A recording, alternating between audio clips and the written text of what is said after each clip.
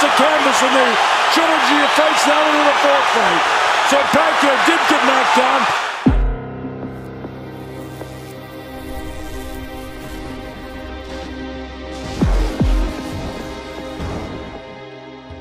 Si Manny Pacquiao ay ang kaisa-isang boxer na may hawak ng 3 Guinness World Record sa kasaysayan. Ito ay ang mga sumusunod. Ang una ay ang pagiging oldest welterweight champion. Ito ay matapos niyang talunin via split decision ang American boxer na si Kit One-Time Thurman sa edad na 40 years old noong July 2019.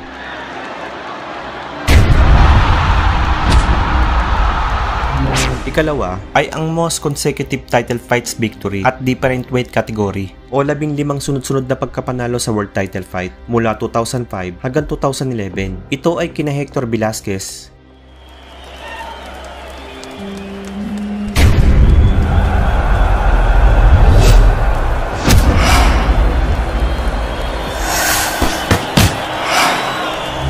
rematch kay Eric Morales,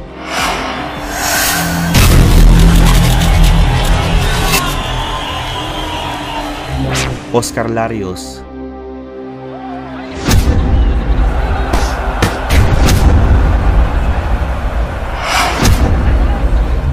ikatlong laban kay Morales,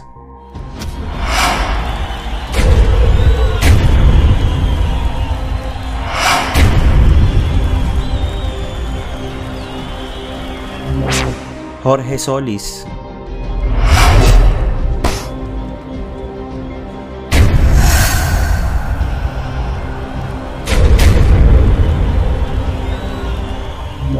rematch kay Marco Antonio Barrera,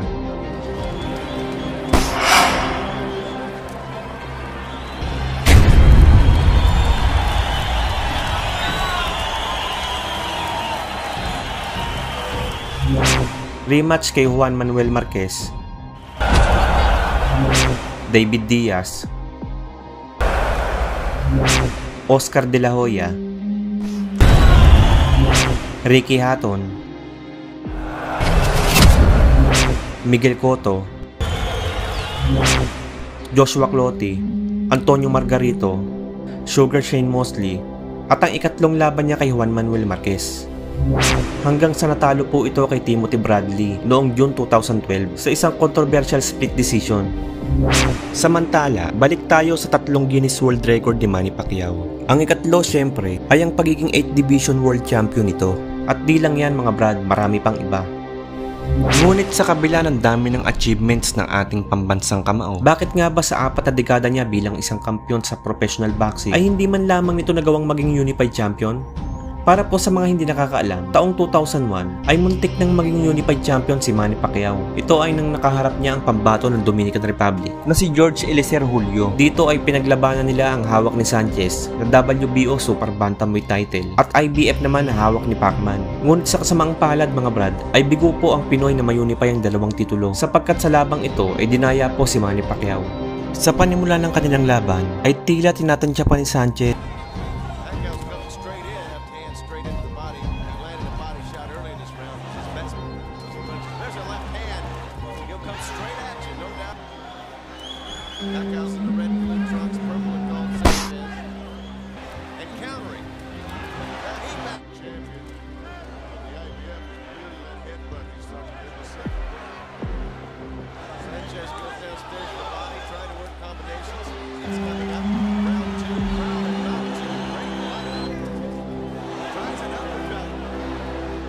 Pagdating naman ng round 3, ay sunod namang pinunteriya ni Sanchez ang lato-lato ni Manny Pacquiao.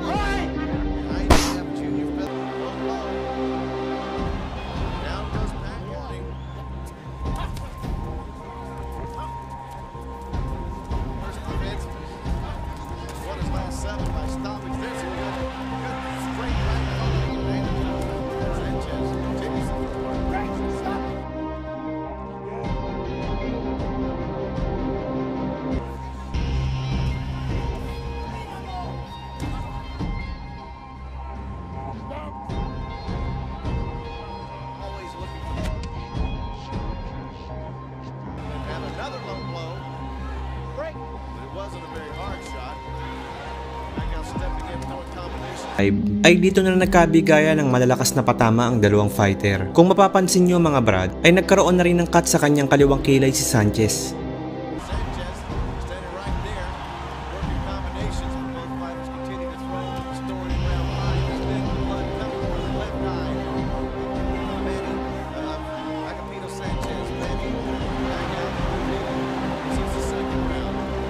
At pipilay-pilay na lumabas ng lona ang ating pambansang kamao.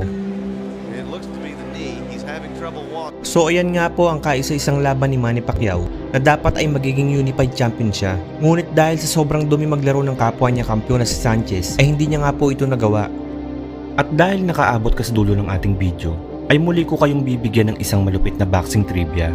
Alam nyo ba mga brad na mayroong magkakaparehong tattoo sina Manny, Buboy, Bobby at iba pang kasama nila sa Team Pacquiao? Ito po ay ang tattoo design na meteor shower.